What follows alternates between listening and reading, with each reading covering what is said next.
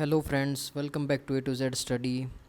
मेरा नाम है राहुल और ये है आपकी फ़िज़िक्स की सीरीज़ का लेक्चर नंबर 7, जिसके अंदर हम क्या करने वाले हैं, यूनिट फर्स्ट जो है हमारे सिलेबस की, उसको आज हम ख़त्म करने वाले हैं।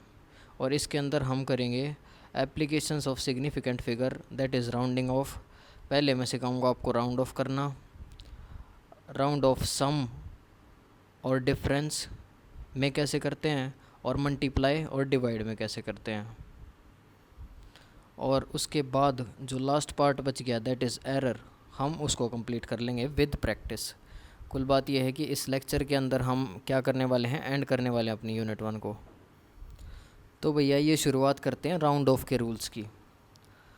तो देखो भाई, सपोज दैट हमारे पास एक वैल्यू गिवन है,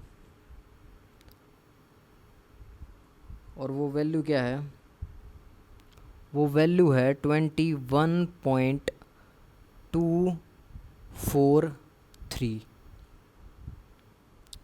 और हमें बोल दिया है कि जो ये वैल्यू है इसको राउंड ऑफ करना है अप टू 4 सिग्निफिकेंट फिगर। तो भाई देखो, इसको कैसे करेंगे राउंड ऑफ 4 सिग्निफिकेंट फिगर तक। तो देखो, इसके अंदर हम पहले 4 सिग्निफिकेंट फिगर देख लेंगे कौन से हैं। 2 1 2 4, 4 जो है वो है 4 सिग्निफिकेंट फिगर। तो भाई इसकी राउंड ऑफ करने के बाद जो वैल्यू आएगी वो क्या होगी। देखो भाई, 4 जो है वो लास्ट सिग्निफिकेंट फिगर है, तो इसी को जो बाकी हैं वो तो एज इट इज़ लिख देंगे 21.2। अब 4 को कैसे लिखेंगे, किस तरीके से डिसाइड करेंगे, क्या लिखें, ये डिसाइड होगा उससे अगले वाले डिजिट से। तो उससे अगले वाला डिजिट अगर 5 से छोटा है तो क्या कर देंगे हम, तो इसको एज इट इज़ लिख देंगे। और अगर 5 से बड़ा है तो इसके अंदर एक ऐड करके लिख देंगे। तो अभी तो हमें दिख रहा है कि वो 5 से छोटा है, दैट इज़ 3, तो इसलिए 4 एज इट इज़ आ जाएगा। एक बार फिर से सुनिए, हमें गिवन थी ये न्यूमेरिकल वैल्यू, इसको हमें राउंड ऑफ करना था अप टू 4 सिग्निफिकेंट फिगर। तो हमने देख लिया इसके पहले 4 सिग्निफिकेंट फिगर हैं 2 1 2 और 4। तो फोर्थ जो 3 हैं उनको एज इट इज़ लिख देंगे, जो फोर्थ है वो डिसाइड होगा उससे अगले से। उससे अगला अगर 5 से छोटा तो इसको एज इट इज़ लिख देंगे, अदरवाइज अगर 5 से बड़ा होगा तो इसको बढ़ा के लिख देंगे। तो ये था फर्स्ट रूल। तो भाई देखो, अगला रूल बताता हूँ मैं आपको। यही वैल्यू ले लेते हैं 21.24 और 3 की जगह अब की बार ले लेते हैं 5। देखो, हमने ये सीख लिया 5 से छोटा होगा तो क्या करेंगे, 5 से बड़ा होगा तो क्या करेंगे। अब बात आती है, अगर 5 होगा तो क्या करेंगे। देखो भाई, 5 हो और उसके आगे भी कुछ हो तो क्या करना है, हमें एक बढ़ा के लिख देना है, यानी 21.25 लिख देंगे। देखो भाई, क्वेश्चन था हमारा, इस वैल्यू को राउंड ऑफ करना था अप टू 4 सिग्निफिकेंट फिगर। तो 4 सिग्निफिकेंट फिगर जो थी वो थी 4, और उससे नेक्स्ट आ गया था 5। तो अभी ये बात थी कि भाई अब क्या करेंगे।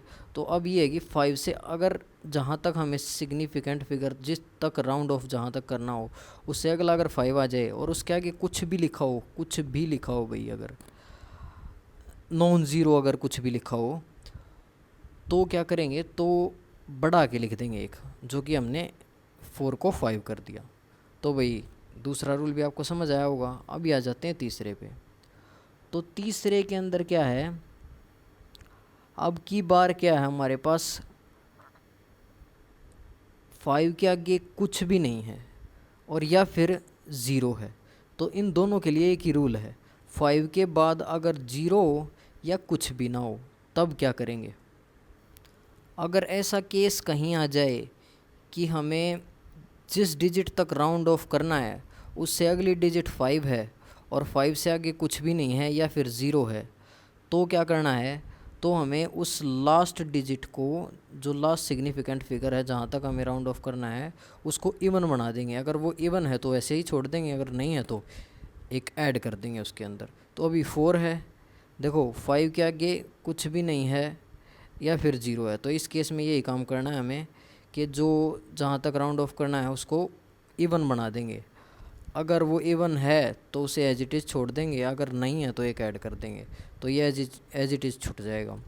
और इसके बाद अगर इन केस यहाँ पे कोई ओड होता, मान लो 4 की जगह 3 होता, तो हम क्या करते, तो हम एक बढ़ा के लिख देते, 4 कर देते उसको।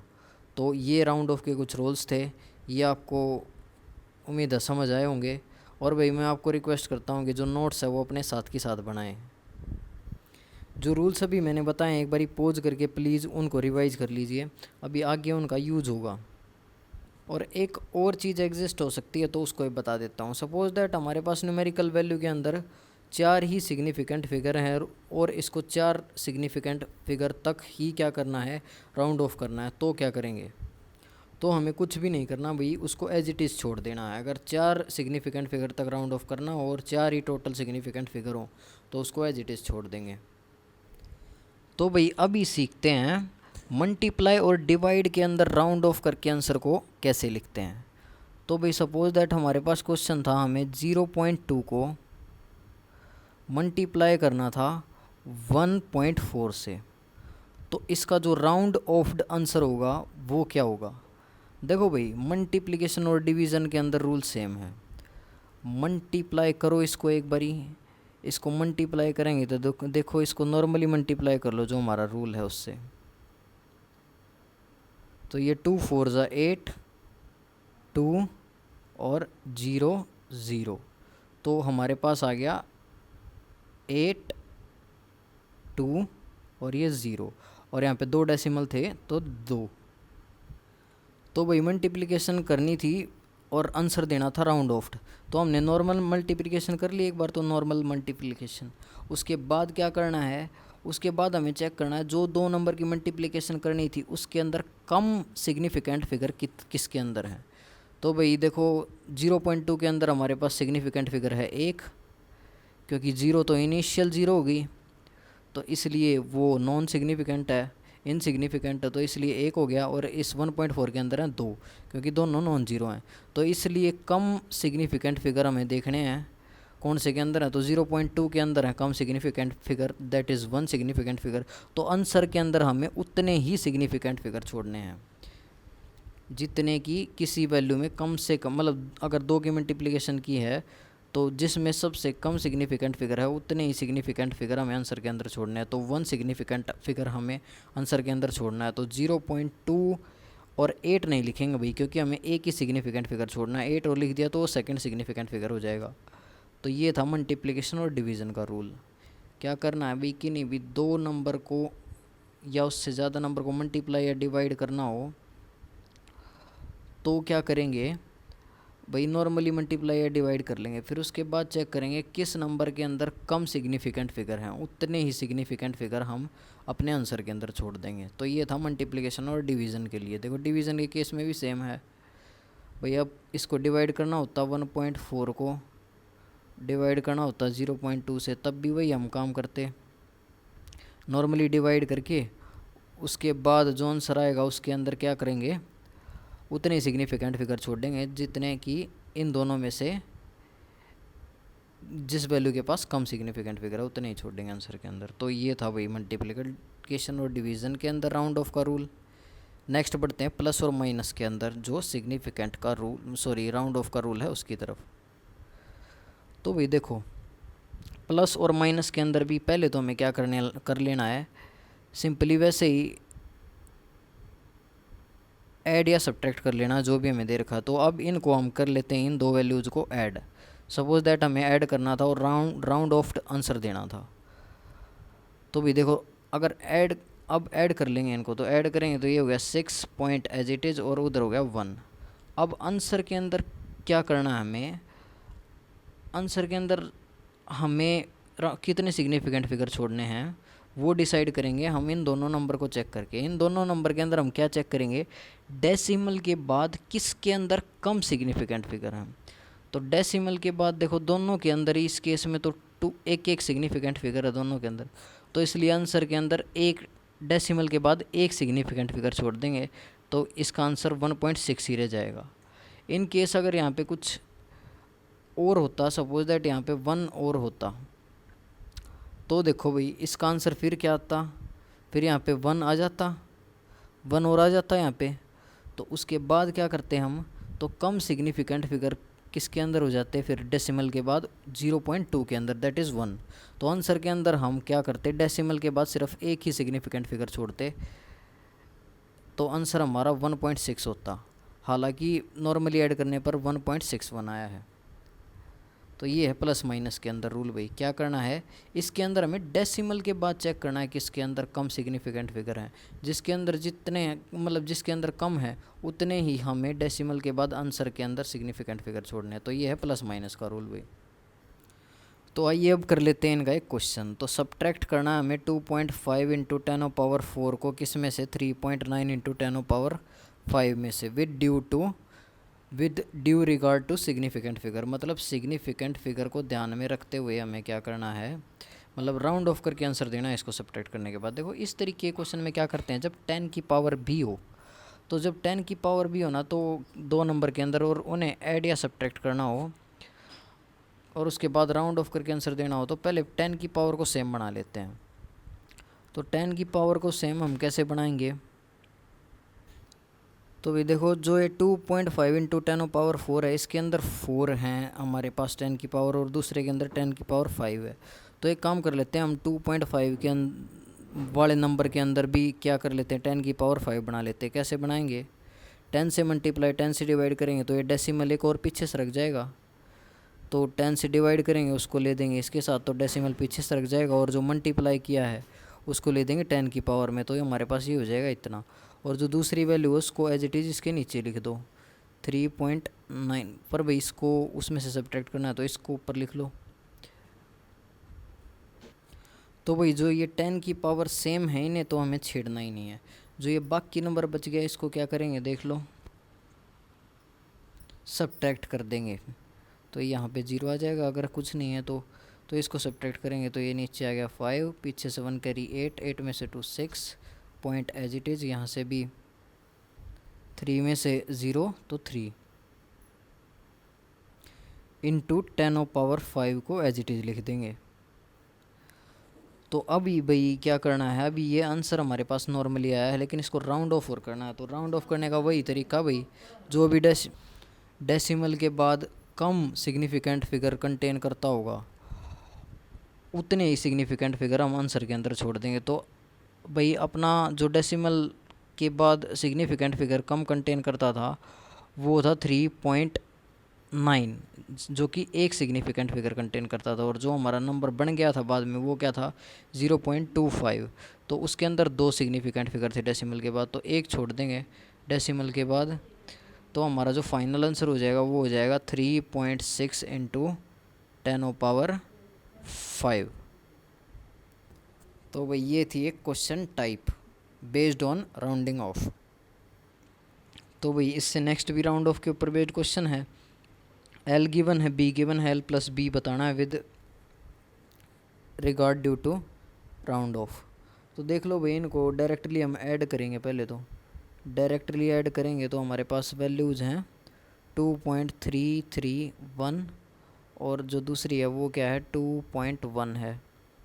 तो यहाँ पे 0 आ गया, यहाँ पे 0 आ गया। नॉर्मली ऐड कर देंगे तो ये हो जाएगा 1 3 4 और 4। तो उसके बाद क्या करेंगे, उसके बाद देखें किसके अंदर कम सिग्निफिकेंट फिगर थे आफ्टर डेसिमल, क्योंकि प्लस माइनस है तो आप प्लस हमने यहाँ से देखा बी के अंदर कम सिग्निफिकेंट फिगर थे डेसिमल के बाद, दैट इज़ 1। तो आंसर के अंदर हम उतने ही सिग्निफिकेंट फिगर छोड़ देंगे आफ्टर डेसिमल। तो 4.4 is our round off the answer, that is C option is our correct answer. देखो नेक्स्ट क्वेश्चन है भाई, 9.74 gram of a substance occupies 1.2 centimetre cube, express its density by keeping the significant figure in view. देखो भाई इसकी density निकालनी है, फिर उसका राउंड ऑफ करके आंसर देना है। तो देखो भाई हमें पता है जो डेंसिटी होती है वो क्या होती है, mass by volume, mass by volume. तो मास कितना है हमारे पास 9.74 ग्राम, और सॉरी भाई ये क्या, इसको इरेज कर लेते हैं ये।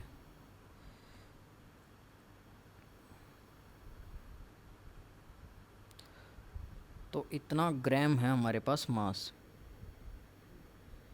और नीचे जो वॉल्यूम है वो कितना है 1.2 सेंटीमीटर क्यूब। तो देखो भाई इसको डिवाइड कर लेंगे हम। एक बारी डेसिमल को हटा लेते हैं उससे पहले, तो ये हो जाएगा हमारे पास 974 और 12। देखो इसका नीचे एक डेसिमल था तो ऊपर गया 10 और ऊपर 2 डेसिमल थे तो नीचे आ गया 100। एक कट गया इसमें से। तो भाई अब इसको कर लेंगे डिवाइड। तो ये इससे देखना कितने पे कट जाएगा। ये 97 से पहले आ गया 96 जो कि आया हमारा कितने पे 8 पे। तो 8 और 1 गया रिमाइंडर और ये 4 और फिर उसके बाद आ जाएगा 1 और फिर रिमाइंडर बच गया 2। फिर 2 बच गया तो फिर उसके आगे 0 लगाने के लिए डेसिमल लगा लिया हमने। देखो ये डिवाइड आप नॉर्मली कर भी सकते हो, यहाँ पे कैलकुलेशन के अंदर मिस्टेक होने के ज़्यादा चांसेस होते हैं। इस तरीके से शॉर्ट वे में करते हैं तो आप वैसे भी करके देख सकते हो। तो 81 और उसके बाद 20 आ चुका है तो रिमाइंडर बच गया 8 और उसके बाद 8 रिमाइंडर बच गया। सॉरी भैया रिमाइंडर नहीं लिखना यहाँ पे, 2 पे 1 पे जाएगा इसके बाद। ये 8 की जगह यहाँ 1 है तो रिमाइंडर बच गया 8, उसके आगे 0 तो 80 से पहले हमारे पास आ गया 72 जो कि आ गया कितने पे 6th पे। तो यहाँ से हमारा जो आंसर निकल के आ रहा है वो क्या आ रहा है 81.16 और नीचे 10 और है। तो हमारे पास जो आंसर निकल के आया वो आ गया 8.116। अभी इसको कैसे लिखेंगे राउंड ऑफ करके। तो राउंड ऑफ करके हम ये चेक करेंगे कौन सी वैल्यू के अंदर क्या था कम सिग्निफिकेंट फिगर थे, क्योंकि ये मल्टीप्लाई और डिवाइड का केस है। तो देखो भाई 1.2 के अंदर हमारे पास क्या थे कम सिग्निफिकेंट फिगर थे, दैट इज़ 2 सिग्निफिकेंट फिगर। तो इस आंसर के अंदर भी हम 2 ही सिग्निफिकेंट फिगर छोड़ देंगे, दैट इज़ 8.1 आंसर आ जाएगा हमारा। Option D is our correct answer. तो भाई देखो यहाँ पर राउंड ऑफ है वो भी ख़त्म हो जाता है। उसके बाद हम एरर की तरफ बढ़ रहे हैं। उसके अंदर कुछ पॉइंट्स हैं। फर्स्ट पॉइंट है एक्यूरेसी क्या होता है। देखो एक्यूरेसी क्या होता है। तो भाई इससे पहले समझिए ट्रू वैल्यू क्या होता है।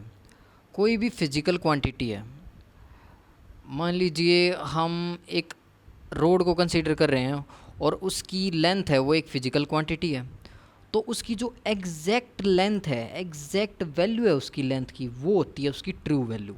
जो इन एक्चुअल है उसे बोलते हैं ट्रू वैल्यू। तो भाई अभी समझो एक्यूरेसी क्या है।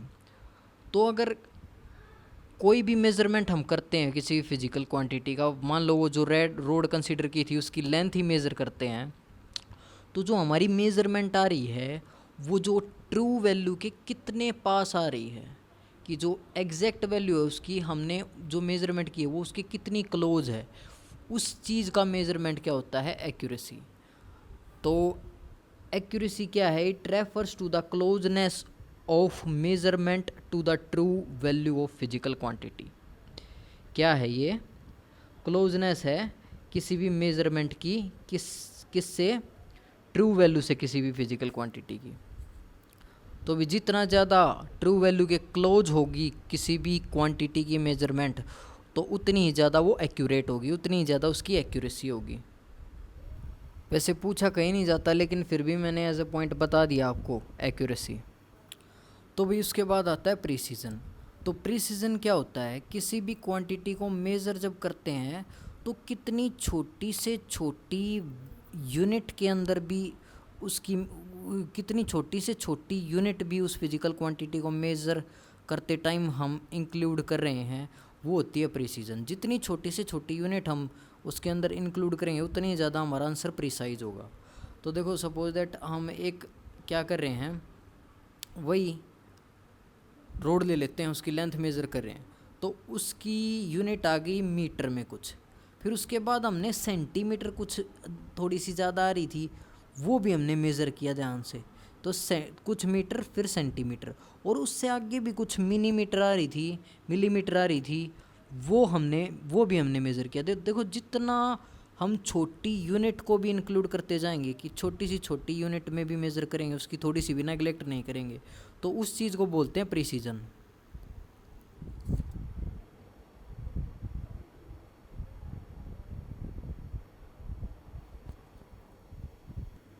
तो रीड कर लीजिए, it refers to the resolution और the limit to which the quantity is measured. Precision is determined by least count. देखो लिस्ट काउंट और बता देता हूँ क्या होता है।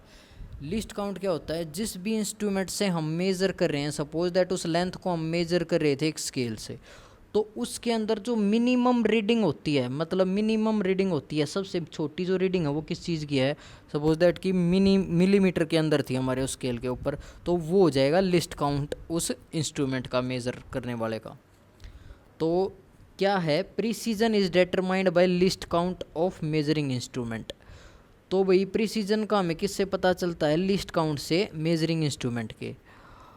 जितना ज़्यादा स्मॉल लिस्ट काउंट होगा उसका, उतनी ज़्यादा प्रिसीजन होगी। वही बात भाई जो अभी समझाई मैंने, उस स्केल के अंदर अगर मिलीमीटर तक की भी रीडिंग होगी ना, तो वो बेस्ट रहेगा, उतना ही आंसर हमारा प्रिसाइज आएगा, उतनी ज़्यादा उस मेजरमेंट के अंदर प्रिसीजन होगी।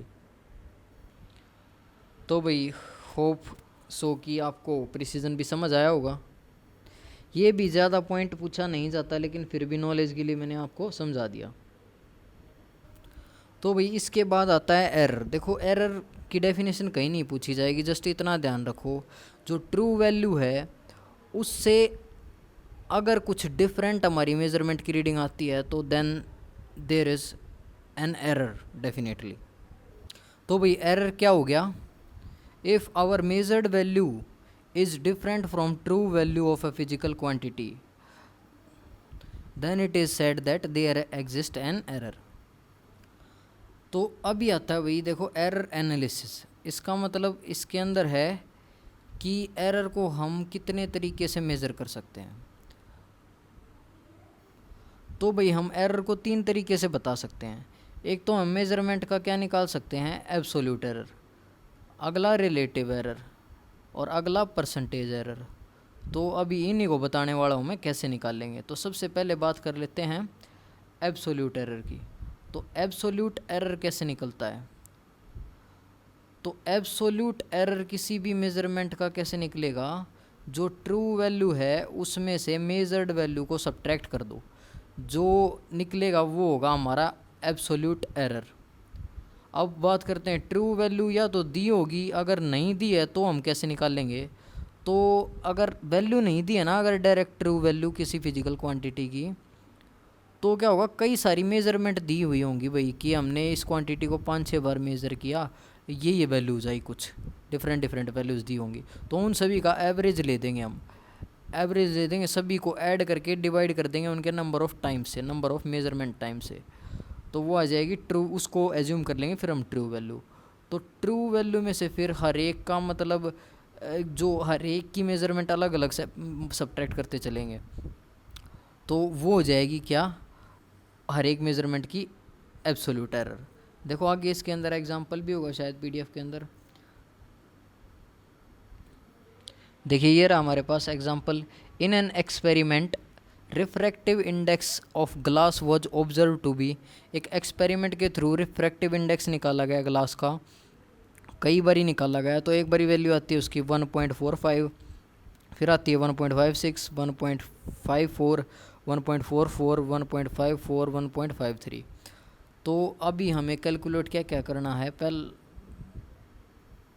पहला हमें कैलकुलेट करना है mean value of refractive index, यानी ट्रू वैल्यू ही इनडायरेक्टली इसका नेम है।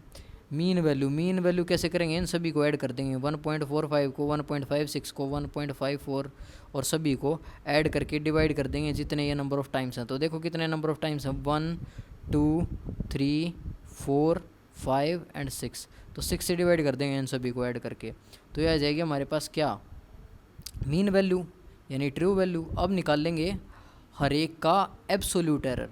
तो फर्स्ट जो मेज़रमेंट है 1.45, उसका निकाल लेंगे हम एब्सोल्यूट एरर। तो जो ट्रू वैल्यू आई होगी उसमें से इसको सब्ट्रैक्ट कर देंगे 1.45 को, तो ये आ जाएगा इस मेज़रमेंट का एब्सोल्यूट एरर। तो इसी तरीके से सभी जो क्या हैं वैल्यूज़ हैं उनका क्या निकाल लेंगे हम, एब्सोल्यूट एरर निकाल लेंगे। तो होपफुली आपको समझ आया होगा एब्सोल्यूट एरर किसी भी मेज़रमेंट का कैसे निकलता है। वो निकलता है भाई कि ट्रू वैल्यू में से उस मेजर्ड वैल्यू को माइनस कर दो, तो वो हो जाएगा उस मेज़रमेंट का एब्सोल्यूट एरर। तो भाई ये आ गया आपको समझ। अभी चलते हैं अगले पे। इसके बीच में रह गया भाई एक, ये है अगला है हमारा मीन एब्सोल्यूट एरर। देखो अभी निकाला हमने एब्सोल्यूट एरर। एब्सोल्यूट एरर आता है हर एक मेज़रमेंट का अलग अलग। अब क्या है, उनका मीन ले देना है जस्ट, जो सभी के हमारे पास एब्सोल्यूट एरर आए हैं सभी मेज़रमेंट के, उनको ऐड करके और उनका मीन लेना है। देखो मेज़रमेंट है उनका हमें मीन नहीं लेना, जो उनके एब्सोल्यूट एरर निकाले हैं उनका क्या ले देना है, मीन ले देना है। और भाई ध्यान रहे ये बात, जो एब्सोल्यूट एरर हम निकालते हैं वो पॉजिटिव भी हो सकता है नेगेटिव भी हो सकता है। मान लो ट्रू वैल्यू में से हम सब्ट्रैक्ट कर रहे हैं किसी भी मेज़रमेंट को, मेज़रमेंट की वैल्यू का एब्सोल्यूट एरर निकालने के लिए, तो भाई क्या पता वो ट्रू वैल्यू से ज़्यादा हो, क्या पता कम हो, इसलिए पॉजिटिव भी हो सकता है नेगेटिव भी हो सकता है। देखो इसको जो ये निकालते हैं एब्सोल्यूट एरर, इसको हम रिप्रेजेंट करते हैं डेल ए से एब्सोल्यूट एरर को। तो भाई एब्सोल्यूट एरर निकल गया, मान लो फर्स्ट मेज़रमेंट का निकाल रहे हैं, तो इसको ऐसे रिप्रेजेंट कर देंगे डेल A1 से। तो ये इस तरीके से आ जाएगा, ये पॉजिटिव भी आ सकता है नेगेटिव भी आ सकता है। अभी हमें इस तरीके से हमने सभी के एब्सोल्यूट एरर निकाल लिए भाई, डेल A1 निकाल लिया, डेल A2 निकाल लिया, del A3 and so on निकाल लिए भाई। फिर उसके बाद मीन एब्सोल्यूट निकालने के लिए इन सभी का मैग्नीट्यूड लो जस्ट। देखो भाई साइन इंक्लूड मत करना उनको ऐड करते टाइम, जब ऐड करोगे उनको मीन एब्सोल्यूट एरर निकालने के लिए तो इनका जस्ट मैग्नीट्यूड लेना है। ठीक है, अगर -1 आंसर आ रहा है तो उसका जो मैग्नीट्यूड ही इन्वॉल्व करना है मीन एब्सोल्यूट एरर निकालते टाइम। तो देखो ये फॉर्मूले के अंदर भी देख सकते हो आप, मीन एब्सोल्यूट एरर हो जाएगा magnitude of del A1 plus magnitude of del A2 up to soon magnitude of del AN divided by n। तो ये आ गया हमारे पास मीन एब्सोल्यूट एरर। तो अभी बढ़ते हैं नेक्स्ट पे, जो कि हमारा रिलेटिव एरर। तो भाई रिलेटिव एरर क्या होता है, देखो रिलेटिव नाम से ही पता चल रहा है किसी के रिलेट करेंगे किसी के साथ, किसी के रिस्पेक्ट में। तो भाई रिलेटिव एरर कैसे निकलता है, तो जो अभी हमने मीन एब्सोल्यूट एरर निकाला है, मीन एब्सोल्यूट एरर को रिप्रेजेंट करते हैं। देखो ये हो गया एब्सोल्यूट एरर का सिंबल डेल A, और इसके ऊपर लगा दो मीन, तो ये हो जाएगा बार को, देखो बार का मतलब मीन ही होता है। तो ये किस चीज़ को रिप्रेजेंट करेगा, अब रिलेटिव एरर को, सॉरी मीन एब्सोल्यूट एरर को। तो भाई अभी हमें निकालना है रिलेटिव एरर, तो ये हो गया हमारे पास क्या, मीन एब्सोल्यूट एरर। अभी रिलेटिव एरर निकालना है तो जस्ट इसको डिवाइड कर देंगे ट्रू वैल्यू से। तो हमारे पास जो रिलेटिव एरर आ गया वो क्या आ गया हमारे पास, mean absolute error upon true value. तो ये था रिलेटिव एरर। इसके बाद बच गया हमारा last type of measurement of error, that is percentage error. कुछ नहीं है, जस्ट परसेंटेज उसी की बन जाएगी कि एक जो मेजर्ड वैल्यू उसके अंदर कितने % एरर है वो निकालना है। तो वो क्या आ जाएगा, मीन एब्सोल्यूट एरर को हमने डिवाइड कर दिया ट्रू वैल्यू से, तो ये हो गया रिलेटिव एरर, और रिलेटिव एरर को 100 से मल्टीप्लाई कर दोगे तो ये बन जाएगा हमारा टोटल परसेंटेज एरर, और इसके साथ लगा देंगे परसेंट के, इतना % एरर है। तो ये था last type of measurement of error, that is percentage error. आइए जो ये सभी टाइप्स के मेजरमेंट ऑफ एरर हैं इनको एक एग्जांपल से समझाते हैं। तो एक एक्सपेरिमेंट के अंदर रिफ्रैक्टिव इंडेक्स ग्लास का वो ऑब्ज़र्व किया गया इतनी वैल्यूज। तो हमने कितनी मेजरमेंट ली, टोटल 6 मेजरमेंट ली, और उनके अंदर हमने ये डिफरेंट वैल्यूज़ ऑब्ज़र्व की हुई, हमने ये डिफरेंट वैल्यूज़ ऑब्ज़र्व की रिफ्रैक्टिव इंडेक्स ऑफ ग्लास की। तो भाई हमें इसका कैलकुलेट करना, सबसे पहले मीन वैल्यू यानी ट्रू वैल्यू। तो मीन वैल्यू सभी को ऐड करके इनके नंबर ऑफ़ टाइम डिवाइड कर देंगे, तो वो हमारा क्या आ जाएगा, mean value of refractive index. तो देखो ये निकाल भी रखा होगा इसके अंदर PDF के अंदर, देखो ये निकाल रखा। पहले हमने मीन वैल्यू यानी ट्रू वैल्यू निकाल दी, सभी को जस्ट ऐड किया, 6 से डिवाइड कर दिया, तो इसकी हमारे पास जो मीन वैल्यू यानी ट्रू वैल्यू आई है वो 1.51 आई है। ठीक है भाई, उसके बाद हमें क्या कैलकुलेट करना है, उसके बाद हमें कैलकुलेट करना है मीन एब्सोल्यूट एरर। तो मीन एब्सोल्यूट एरर निकालने के लिए हमें पहले क्या निकालना पड़ेगा, absolute error. Mean absolute error निकालने के लिए हमें पहले निकालना पड़ेगा एब्सोल्यूट एरर। तो सभी मेजरमेंट के अंदर हमने मीन जो एब्सोल्यूट एरर है वो निकाल लिया। एब्सोल्यूट एरर यानी फर्स्ट निकाल लिया डेल म्यू 1 जो कि आया 0.06, ऐसे ही सभी का निकाल लिया हमने एब्सोल्यूट एरर। अभी इनका मीन ले देंगे तो वो हो जाएगा मीन एब्सोल्यूट एरर। देखो मीन लेंगे अभी इसका नेक्स्ट स्टेप के अंदर। तो ये ले दिया हमने सभी का मीन, जो भी एरर आए थे उनका मैग्नीट्यूड लेके हमने, जो एब्सोल्यूट एरर आए थे उनका जस्ट मैग्नीट्यूड लेके सभी को ऐड कर दिया, डिवाइड कर दिया 6 से। तो ये आ गया mean absolute error, that is 0.04। तो भाई मीन एब्सोल्यूट एरर तक हम निकाल चुके हैं। उससे अगला निकालना है हमें फ्रैक्शनल एरर। देखो रिलेटिव एरर का ये नाम दूसरा क्या है, फ्रैक्शनल एरर। तो फ्रैक्शनल कैसे निकलता है, फ्रैक्शनल निकलता है जस्ट मीन एब्सोल्यूट एरर को हम डिवाइड कर देंगे ट्रू वैल्यू से। तो ये आ गया अपना फ्रैक्शनल एरर। देखो ये हो गया ऊपर क्या मीन, सॉरी भाई ये गलती से मार्क हो गया पेन से। तो देखिए भी, तो हमारा ये हो गया ऊपर मीन एब्सोल्यूट एरर डिवाइड कर दिया ट्रू वैल्यू से। तो ये आ गया हमारा फ्रैक्शनल यानी रिलेटिव एरर, जिसकी वैल्यू आ गई 0.03। तो अभी निकालना है लास्ट हमें परसेंटेज एरर। कुछ नहीं है परसेंटेज एरर, तो फ्रैक्शनल एरर को 100 से मल्टीप्लाई कर दो, वही जस्ट क्या आ जाएगा हमारा परसेंटेज एरर। तो हमारा 3% का एरर है। तो ये था तरीका सभी टाइप के एरर को निकालने का। तो अभी पढ़ते हैं भाई एरर कम्बिनेशन इन अ सम और अ डिफरेंस। तो भाई अभी एरर की कम्बिनेशन पढ़ेंगे। देखो भाई मान लिया भाई कि एक फिजिकल क्वांटिटी थी ए, उसके अंदर एरर था प्लस माइनस डेल्टा ए का। देखो इसी तरीके से अगर हमें एरर पता हो ना किसी फिजिकल क्वांटिटी के अंदर, तो उसको ऐसे ही लिखते हैं, that is physical quantity plus minus absolute error in it. अगर किसी भी फिजिकल क्वांटिटी का एब्सोल्यूट एरर हमें पता है और उसकी ट्रू वैल्यू पता है, तो उसको देखो रिप्रेजेंट ऐसे करते हैं कि भाई उसकी वैल्यू कितनी आ सकती है, उसकी जो मेजर्ड वैल्यू है प्लस माइनस उसके अंदर जो एब्सोल्यूट एरर। देखो प्लस मीन्स वही उससे इतना ज़्यादा भी हो सकता है, उससे इतना कम भी हो सकता है, ये रिप्रेजेंटेशन है जस्ट। तो देखो अभी हमारे पास ए फिजिकल क्वांटिटी थी जिसके अंदर क्या था, एरर हो सकता था डेल्टा ए का, और बी फिजिकल क्वांटिटी थी जिसके अंदर एरर हो सकता था डेल्टा बी का।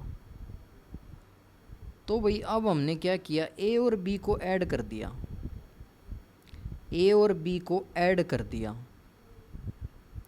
तो ए और बी को ऐड करने के बाद कुछ वैल्यू आई हमारे पास, suppose that Z.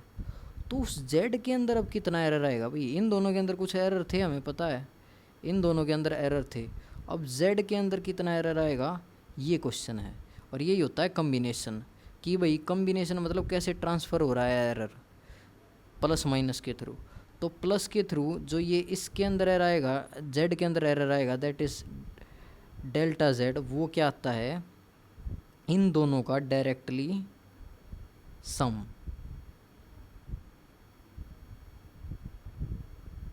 Del A plus del B. देखो ये इन दोनों को डायरेक्टली ऐड इसलिए किया है क्योंकि जो एरर है वो हम मैक्सिमम लेते हैं, जो मैक्सिमम एरर पॉसिबल है वही लिखना होता है हमें। देखो यहाँ पे ये प्लस माइनस लिख रखा है, लेकिन यहाँ पे हमें मैक्सिमम लेना है तो प्लस। तो जेड के अंदर जो मैक्सिमम एरर आ गया ना, वो आ गया del Z, that is equal to individual sum of errors of A and B. Minus के अंदर क्या होता है, तो भाई माइनस के अंदर भी यही काम होता है। अगर प्लस की जगह माइनस हो तब क्या होगा, तब एरर कैसे होगा भाई, सपोज दैट अब की बार ए में से हमने बी को माइनस कर दिया तो आया कुछ जेड, तो जेड के अंदर कितना एरर आएगा, तो इसके अंदर एरर कितना आएगा माइनस करने पर भी एरर जो आएगा वो इतना ही आएगा, delta Z is equals to delta A plus delta B. तो भाई अब बात कर लेते हैं एरर कम्बिनेशन इन प्रोडक्ट और क्वोशंट, और क्वोशंट का मतलब है डिवीज़न में। तो भाई देखो अभी क्या किया, वही मान लो कि हमारे पास ए फिजिकल क्वांटिटी थी जिसके अंदर एरर था डेल्टा ए का, और बी फिजिकल क्वांटिटी थी जिसके अंदर एरर था डेल्टा बी का। तो भाई अब हमने इनको मल्टीप्लाई कर दिया ए इंटू बी, तो कुछ z आ गया। तो इसके अंदर z के अंदर क्या एरर आएगा, तो ये हो जाएगा क्या, एरर कम्बिनेशन इन प्रोडक्ट।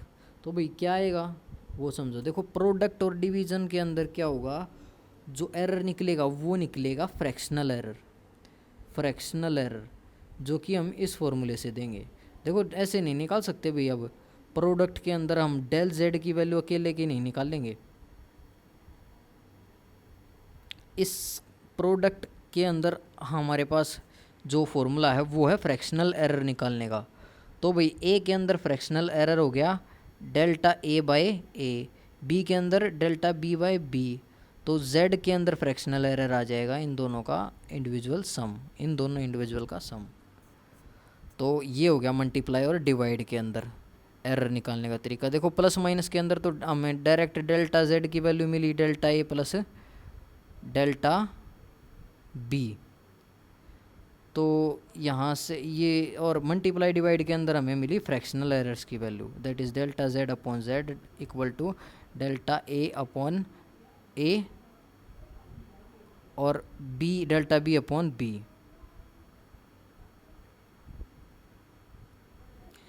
देखो भाई जो ये फ्रैक्शनल एरर है इससे हम क्या परसेंटेज एरर भी निकाल सकते हैं। दोनों साइड इनटू 100 कर दो, दोनों साइड 100 से मल्टीप्लाई कर दो, तो अब आ जाएंगे हमारे पास परसेंटेज एरर। तो परसेंटेज एरर इन जेड निकालना हो तो ऐसे ही कर देंगे हम, ठीक है। फ्रैक्शनल एरर अगर हैं दोनों साइड तो 100 से मल्टीप्लाई कर दो, परसेंटेज एरर आ जाएंगे इंडिविजुअल के। तो भाई अभी बात कर लेते हैं कि जो एरर है वो पावर में कैसे ट्रांसफ़र होता है। सपोज दैट हमारे पास कोई फिजिकल क्वांटिटी, सॉरी एक वैल्यू थी, मेजर्ड वैल्यू थी, उसके अंदर एरर था डेल्टा ए। तो भाई अब हमने क्या किया, जो ये मेजर्ड वैल्यू है इसकी पावर n ले दी, तो एक अदर वैल्यू आ जाएगी हमारे पास, सपोज दैट z आ गई। तो वो पूछ रहा है अब z के अंदर कितना एरर होगा, z के अंदर कितना एरर होगा। तो ये निकालने का तरीका क्या होता है, बात सिर्फ उतनी ही है जो प्रोडक्ट के अंदर थी, जो प्रोडक्ट के अंदर थी, बस ये है कि पावर सामने आ जाएगी उसके। तो डेल्टा जेड बाय जेड यानी फ्रैक्शनल एरर इन जेड किसके इक्वल आ जाएगा, जो पावर है वो n times fractional error in A. तो ये आ गया हमारे पास पावर के अंदर एरर कैसे ट्रांसफ़र होगा उसका फॉर्मूला। तो भी देखो सपोज दैट कि ए की जेड है ए की पावर पी, ए की पावर पी, बी की पावर क्यू और सी की पावर आर। तो जो फ्रैक्शनल एरर है जेड का वो क्या आ जाएगा, P times fractional error of A, Q times fractional error of B, R time fractional error of C. देखो ऐसे ही जस्ट अगर मल्टीप्लिकेशन हो, सपोज दैट कि z equal to A B upon C हो, तो जो एरर आएगा वो क्या आएगा, डेल्टा z अपॉन z क्या आ जाएगा। देखो ये वही है मल्टीप्लाई डिवाइड वाला केस। तो ये आ जाएगा relative error of A, relative error of A plus relative error of B plus relative error of C.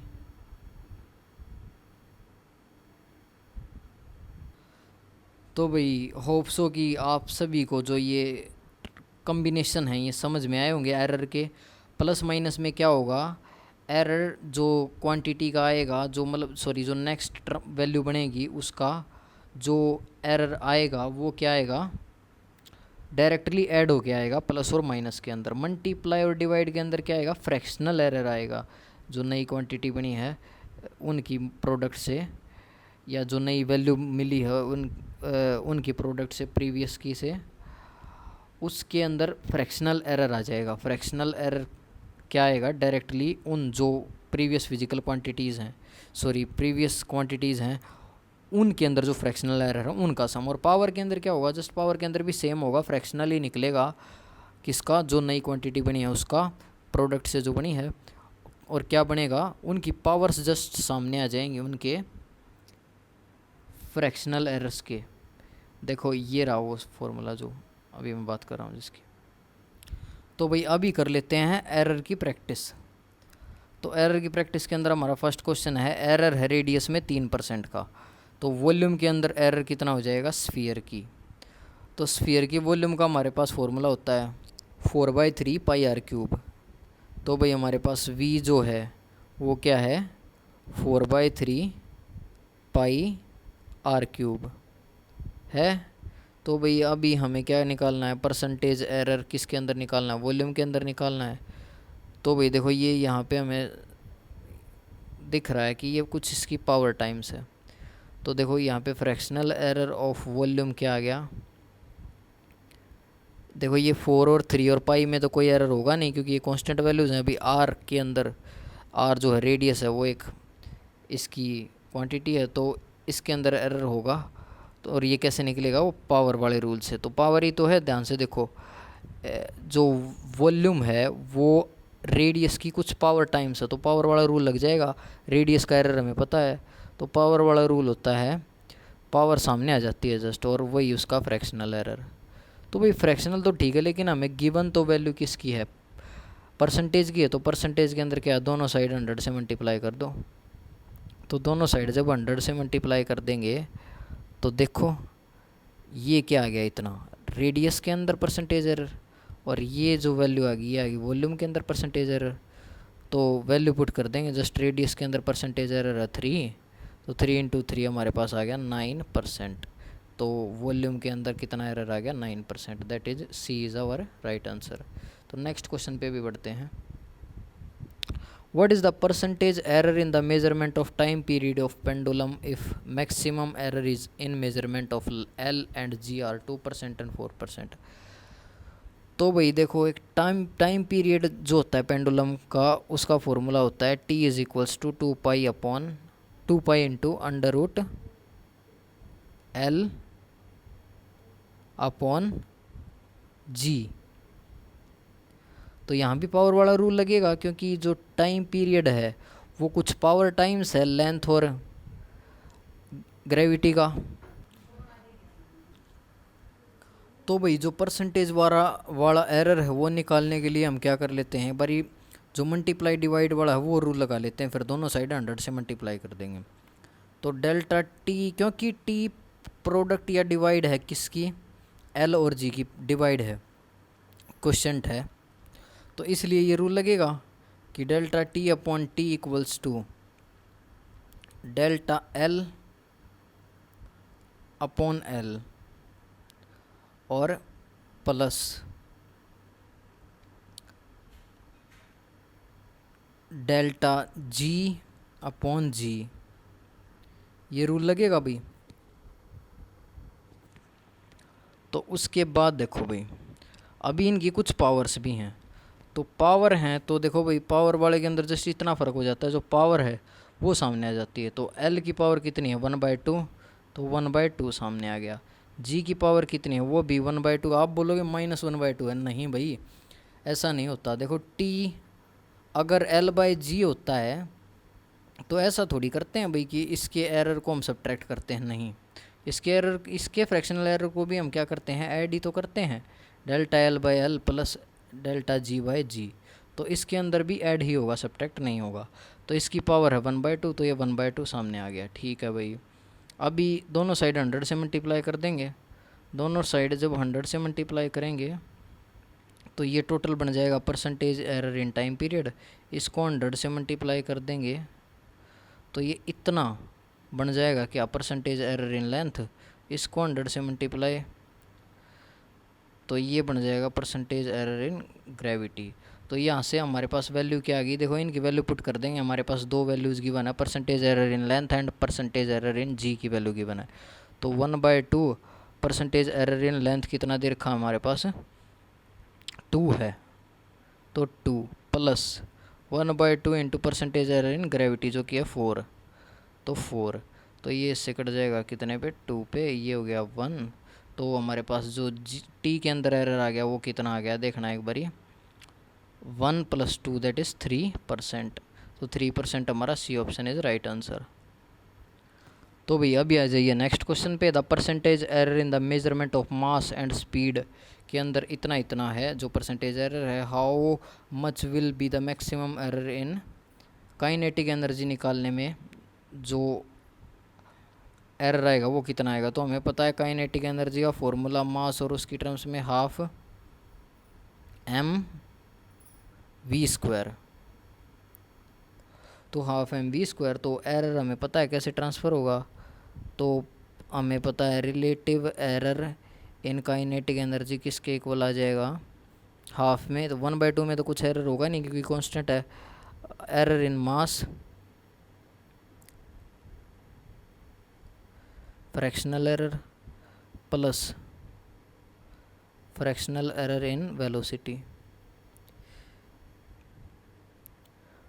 तो भाई अभी क्या करेंगे हम, देखो कुछ पावर भी है इसकी वेलोसिटी की, तो वो 2 टाइम्स सामने आ जाएगा। पावर के अंदर हमें पता है पावर सामने आ जाती है, दोनों साइड 100 से मल्टीप्लाई कर देंगे तो ये हो जाएगा परसेंटेज एरर, क्योंकि रिलेटिव एरर इंटू 100 हो जाता है परसेंटेज एरर। तो इन दो की वैल्यू हमें पता है, इसकी वैल्यू हमें पता है और इतने की वैल्यू हमें पता है। तो यहाँ पर percentage error in kinetic energy की वैल्यू क्या आ जाएगी, वो आ जाएगी percentage error in mass that is 2% plus 2 times percentage error in velocity that is 3%। तो ये हो जाएगा हमारे पास 6 और 2 8%। तो हमारा आंसर आ गया बी। नेक्स्ट क्वेश्चन पे बढ़ते हैं भाई। तो मास और वॉल्यूम में एक बॉडी की इतना और इतना क्या है, एरर मिला है। कितना एरर, देखो ये दे रखी है भाई अब की बारी रिप्रेजेंट करके। कैसे रिप्रेजेंट करके कि क्वांटिटी प्लस माइनस उसका absolute error, quantity plus minus उसका एब्सोल्यूट एरर, ठीक है। तो अब की बार हमें जो फ्रैक्शनल एरर है या फिर जो परसेंटेज एरर है वो खुद निकालना पड़ेगा। तो हमें क्या निकालना है, then the maximum possible error in density. तो भाई डेंसिटी का हमें अच्छे से फॉर्मूला पता है, मास अपॉन वेलोसिटी। तो भाई जो एरर आ जाएगा, कौन सा error, relative error in density is equals to relative error in mass upon plus relative error in velocity. देखो ये रिलेटिव एरर तो समझ रहे होगे ना आप मैं कैसे निकाल रहा हूँ, एब्सोल्यूट डिवाइडेड बाय ट्रू, तो वॉल्यूम बाय वी। तो देखो भाई अब डेल्टा एम की वैल्यू आप लोग बता सकते हैं। डेल्टा एम की वैल्यू यहाँ पे क्या दिख रही है, 0.05। देखो यहाँ पे देखिए, तो 0.05 और अपॉन मास की ट्रू वैल्यू प्लस जो उसके साथ ही दे रखी है 5। अब उसके बाद आ जाएगा प्लस डेल्टा वी की वैल्यू देखो 0.05 वही डिवाइडेड बाय उसकी ट्रू वैल्यू दैट इज़ 1 दे रखी है। तो वही ये हमारे पास आ जाएगा किसके अंदर, डेंसिटी के अंदर रिलेटिव एरर। देखो रिलेटिव आया है, रिलेटिव का निकाल कर 100 से मल्टीप्लाई कर दें परसेंटेज आ जाएगा। तो इसके अंदर ऊपर से 0.05 कॉमन आ रहा है और अंदर क्या बच गया, अंदर बच गया हमारे पास 1/5 + 1। तो एलसीएम ले देंगे तो 5 एलसीएम और ऊपर क्या हो जाएगा, ये इधर आगे मल्टीप्लाई होगा 5, तो 5 + 1 6 हो जाएगा ऊपर। तो अभी देखो ये आ गया हमारे पास जस्ट क्या, रिलेटिव एरर किसके अंदर, डेंसिटी के अंदर। अब परसेंटेज निकालना है तो 100 से मल्टीप्लाई कर देंगे। तो 100 से जब इसको मल्टीप्लाई करेंगे तो ये देखो ये जो 0.05 है इसको 100 से मल्टीप्लाई कर दो तो ये पूरा प्रॉपर 5 बन जाएगा। तो हमारा आंसर आ गया 5 × 6/5, 6/5, 5 से 5 कट जाएगा, परसेंटेज एरर आ गया 6%। That is A is our right answer.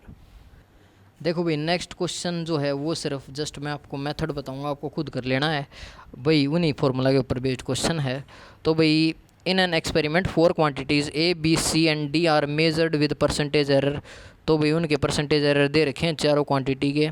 Quantity P का जो फॉर्मूला है वो इनकी टर्म्स में कुछ इस तरीके से देखो, ये दे रखा, ये यहाँ पे दे रखा है P is equals to A cube B square upon C into D. तो सिंपली हमें क्या निकालना है, परसेंटेज एरर निकालना है P के अंदर, तो वो बताना है हमें कितना हो जाएगा। तो सिंपल है भाई, देखो परसेंटेज एरर कैसे निकाल लेंगे, जस्ट फॉर्मूला बता रहा हूँ आपको।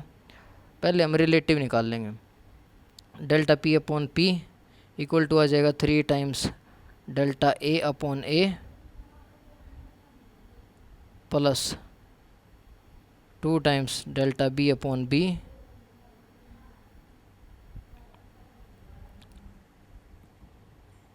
प्लस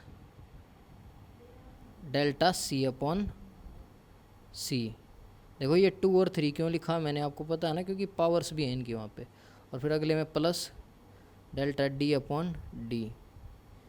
तो भाई अब दोनों साइड 100 से मल्टीप्लाई कर देंगे तो परसेंटेज बन जाएगा। तो परसेंटेज एरर इन प्रेशर आ जाएगा हमारे पास। देखो ये भी 100 से मल्टीप्लाई, ये भी 100 से मल्टीप्लाई, और ये नीचे वाले भी दोनों 100 से मल्टीप्लाई। तो देखो इतनी परसेंट, इतने की वैल्यू हमें गिवन है, इतने की वैल्यू हमें गिवन है, इतने की वैल्यू हमें गिवन है, और इसकी भी वैल्यू हमें गिवन है। तो इनकी वैल्यू जस्ट उठा के पुट कर देना, इसके अंदर आंसर आ जाएगा। ये आपके ऊपर छोड़ता हूँ। चलो अभी बढ़ते हैं नेक्स्ट क्वेश्चन पे। देखो भाई इतना खींच इसलिए रहा हूँ मैं क्योंकि मैं आज चाहता हूँ कि इस यूनिट को ख़त्म कर देना। कल से हम अपनी नई यूनिट स्टार्ट करेंगे, दैट इज़ काइनेमेटिक्स। देखिए भाई नेक्स्ट क्वेश्चन देख लीजिए। The mean time period of second pendulum is 2 second and mean absolute error in the time period is this. To express maximum estimate of error the time period should be written as। देखो भाई तो वही है, वो पूछ रहा है कि जो मैक्सिमम एरर है, अरे कुछ नहीं, ये तो बिल्कुल आसान क्वेश्चन है। जो मैंने आपको रिप्रेजेंटेशन बताई थी वही रिप्रेजेंटेशन पूछ रहा है। तो किसी भी क्वांटिटी का एब्सोल्यूट मीन एब्सोल्यूट एरर हमें पता हो तो उसको कैसे लिखते हैं, उसकी जो मेजर्ड वैल्यू है प्लस माइनस उसके अंदर जो एरर है, तो यही तो लिखते हैं। तो देख लो ये बड़ा ऑप्शन किसके अंदर है, देखना कौन सा ऑप्शन है ये। C option is our right answer. तो नेक्स्ट क्वेश्चन पे फॉरवर्ड। देखो नेक्स्ट क्वेश्चन है, body travels uniformly a distance. इतना डिस्टेंस ट्रैवल करती है वो। देखो उसने जो डिस्टेंस ट्रैवल किया वो 13.8 प्लस माइनस 0.2 मीटर। देखो 13.8 तो किया है ट्रैवल, और उसके अंदर जो एरर हो सकता है वो 0 प्लस माइनस 0.2 का हो सकता है। इतने टाइम के अंदर किया है, तो वेलोसिटी पूछ रखी है उसने, एरर के साथ कैसे लिखेंगे। तो वही है भाई, एरर निकाल लेंगे उसका हम, एब्सोल्यूट एरर, ठीक है, उसका एब्सोल्यूट एरर निकाल लेंगे और उसको प्लस माइनस करके लिख देंगे। तो देखो कैसे निकालेंगे एब्सोल्यूट एरर। तो हमें पता है जो वेलोसिटी होती है, ऊपर लिख लेते हैं इसको ताकि फिर नीचे कैलकुलेशन कर सकें। तो हमें पता है वेलोसिटी होती है डिस्टेंस अपॉन टाइम, ठीक है। तो इनका हमारे पास कौन सा एरर निकलेगा, फ्रैक्शनल निकलेगा भाई। कोई डायरेक्ट एब्सोल्यूट तो निकाल नहीं सकते, प्लस माइनस में होते तो निकाल देते। तो फ्रैक्शनल का फॉर्मूला है हमारे पास यहाँ पे क्या, फ्रैक्शनल इन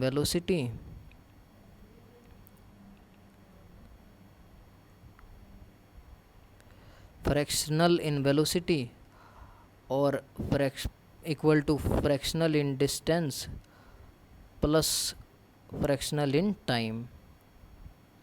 तो फ्रैक्शनल इन टाइम, अभी देखो यहाँ से हमें एब्सोल्यूट की वैल्यू निकालनी है। ट्रू एब्सोल्यूट है यहाँ पे डेल वी। तो एक बारी v की वैल्यू निकाल लें, यानी जो ये मेजर्ड चीज़ें हैं इनके अकॉर्डिंग जो वैल्यू आएगी v की वो। तो देखो भाई v की वैल्यू क्या आएगी,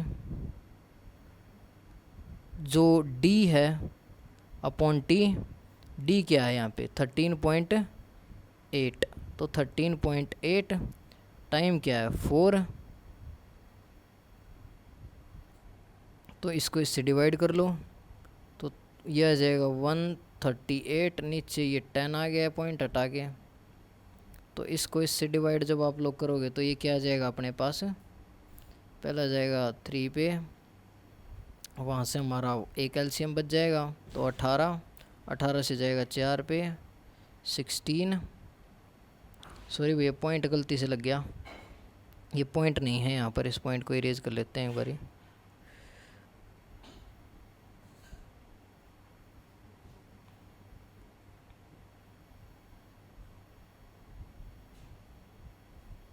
अब रह गया हमारा अकेला 2 रिमाइंडर, तो अब लगेगा पॉइंट भाई इसके बाद, तो पॉइंट लगा लेंगे, उसके बाद 2 के आगे 0 उतरेगी तो 20 आता है 5 पे। तो हमारे पास जो v की वैल्यू आ गई वो आ गई 34.5 मीटर पर सेकंड।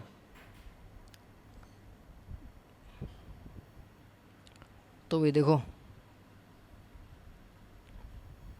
इसके नीचे 10 भी है, तो जो वेलोसिटी आ जाएगी वो आ जाएगी 3.45 मीटर पर सेकंड। तो 3.45 तो सभी ऑप्शन के अंदर है। अभी हमें डेल्टा वी की और वैल्यू निकालनी है यहाँ से। देखो कैसे निकालेंगे, वी की वैल्यू हम निकाल चुके 3.45, यहाँ पे पुट कर देंगे और इनकी वैल्यूज़ हमें गिवन ही है। डेल्टा डी की वैल्यू देखो यहाँ से लिख देंगे 0.2 और डी की वैल्यू नीचे 13.8 है, और ये डेल्टा टी की वैल्यू हम लिख देंगे कितनी 0.3 और नीचे टी की वैल्यू लिख देंगे 4। तो यहाँ से डेल्टा वी की कैलकुलेट करके वैल्यू आपको जस्ट क्या करना है, V plus minus del V लिख देना है। तो ये आपकी कैलकुलेशन में होमवर्क के लिए छोड़ता हूँ, नहीं समझ आए तो मेरे को कमेंट बॉक्स में बता देना। तो भाई अगला देखो, the unit of percentage error. Percentage error की यूनिट पूछ रहा है, वो क्या होती है। देखो भाई परसेंटेज एरर को देखना ज़रा एक बारी, delta Z by Z into 100। तो इसके अंदर क्या हो जाता है, delta A by A into 100 plus delta B by B into 100। एक बात बताओ, ये जो चीज़ है इसकी कुछ यूनिट बचेगी, ऊपर देखना डेल्टा यानी एरर, तो इस एरर की वही यूनिट होगी जो ए की यूनिट होगी, तो इसकी और इसकी यूनिट आपस में कट जाएंगी। इसी तरीके से यहाँ पे डेल्टा बी की वही यूनिट होगी जो बी की यूनिट होगी, तो आपस में कट जाएंगे, तो कुछ भी यूनिट नहीं बचेगी हमारे पास परसेंटेज एरर की। तो परसेंटेज एरर की कोई यूनिट नहीं होती, यूनिट लेस और डायमेंशन लेस है। तो ये हमारा सी ऑप्शन राइट आंसर हो जाएगा। नेक्स्ट क्वेश्चन पे बढ़ते हैं। Accuracy of measurement is determined by, कि भाई एक्यूरेसी हम किस चीज़ से मेज़र कर सकते हैं। ऑप्शन हमारे absolute error, percentage error, both और नन ऑफ दीज। देखो भाई एब्सोल्यूट एरर जितना ज़्यादा कम होगा उतनी ही ज़्यादा एक्यूरेट वैल्यू होगी, तो इससे हम मेज़र कर पा रहे हैं एक्यूरेसी को, क्योंकि जितना ये कम उतनी एक्यूरेसी ज़्यादा। इसी तरीके से परसेंटेज एरर जितना कम होगा उतनी एक्यूरेसी ज़्यादा, तो दोनों से मेज़र कर पा रहे हैं, इसलिए हमारा ऑप्शन होगा सी। नेक्स्ट क्वेश्चन पे बढ़ते हैं भाई। देखो नेक्स्ट क्वेश्चन भी सिंपल है, हमें रेजिस्टेंस के अंदर क्या बताना है, परसेंटेज एरर बताना है। तो रेजिस्टेंस का फॉर्मूला होता है V बाई आई। तो जो रेजिस्टेंस के अंदर एरर आ जाएगा वो क्या आ जाएगा, क्या बोलते हैं, fractional error of resistance equal to fractional error of voltage plus fractional error of current, delta I upon I. यहाँ से दोनों को 100 से मल्टीप्लाई कर देंगे, तो 100 से मल्टीप्लाई 100 से मल्टीप्लाई। देखो अभी आपका काम कितना रह गया, इस टोटल की वैल्यू आपको निकालनी है, इस टोटल की वैल्यू आपको निकालनी है, और इनकी वैल्यू आपको दे रखी है डेल्टा वी की और वी की। देखो ये रही वी की वैल्यू 100 और डेल्टा वी की है 5, और आई की वैल्यू है 10 और सॉरी डेल्टा आई की वैल्यू है 0.2 और आई की वैल्यू है 10। तो यहाँ से जस्ट वैल्यू आपको पुट करनी है इनसे, ये रहे यहाँ से और यहाँ से, तो आंसर आ जाएगा आपका, इसी की वैल्यू निकालनी है। तो ये भी आंसर आप निकाल लेना। नेक्स्ट पे आ जाइए। तो भाई नेक्स्ट क्वेश्चन क्या है, physical quantity P is given by, P का फॉर्मूला है ये A, B और C और D के टर्म्स में। तो भाई हमें कौन सी क्वांटिटी बतानी है जो कंट्रीब्यूट करती है मैक्सिमम परसेंटेज एरर लेके आने में P में। तो सीधी सी बात है भाई, formula of percentage error of P लिख लेंगे, तो लिख लेंगे। तो भाई उसके बाद क्या करना है, जस्ट हमें एरर कैलकुलेट करने हैं, परसेंटेज एरर ए बी और सी और डी के अंदर। तो देख लेंगे इनमें से सबसे ज़्यादा एरर कौन सी लेके आएगी। तो देखो भाई उसके बाद क्या हो जाएगा, 3 इंटू डेल्टा ए बाय ए। तो ये देखो पावर से मल्टीप्लाई हो रही है, हम एक बात देख रहे हैं, एरर जो है वो पावर से मल्टीप्लाई हो रहा है। तो जिसकी पावर सबसे ज़्यादा है उसी का जो कंट्रीब्यूशन है एरर निकालने में वो ज़्यादा होगा। तो पावर यहाँ पर सी की सबसे ज़्यादा है, तो सी की सबसे ज़्यादा है, तो सी सबसे ज़्यादा एरर प्रोड्यूस करने में कंट्रीब्यूट करेगी पी के अंदर। तो हमारा आंसर हो जाएगा सी। अगले क्वेश्चन के ऊपर बढ़ते हैं।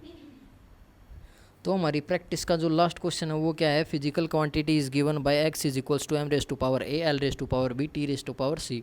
तो परसेंटेज एरर बताना है किसकी एरर में, किसकी मेजरमेंट में, एल एम और टी की में। अब बताना नहीं है, गिवन है अल्फा बीटा और गामा रिस्पेक्टिवली। तो मैक्सिमम परसेंटेज एरर इन एक्स पूछ रखा है, तो सिंपल है भाई, क्या हो जाएगा, एक्स के अंदर जो परसेंटेज एरर आएगा वो सीधा सा हमें पता है ए टाइम्स हो जाएगा, A times percentage error of M जो कि है alpha, B times percentage error of L that is beta, C times percentage error of T that is gamma. तो हमारा आंसर आ गया ये वाला, देख लो कौन सा ऑप्शन है। तो A option is our correct answer. तो यहाँ पे प्रैक्टिस होती है ख़त्म हमारी एरर की। तो भी आपको अच्छे से प्रैक्टिस करनी है, और जो एरर है उसकी पीडीएफ आपको टेलीग्राम के ऊपर मिल जाएगी। लेकिन जो सिग्निफिकेंट फिगर का पार्ट है और राउंडिंग ऑफ का पार्ट है उसके अंदर जो कंसेप्ट के नोट्स हैं वो आपको खुद बनाने होंगे भाई। सो होपफुली आप इतना ज़रूर कर लेंगे। मिलते हैं नेक्स्ट वीडियो में। आज हमारा ये जो यूनिट 1 है वो कंप्लीट हो चुकी है। आगे हम स्टार्ट करेंगे अपनी next unit that is kinematics. और भाई I am requesting you again and again, please be continue to your practice. That is the only way to get success. So now ending the video. Thank you.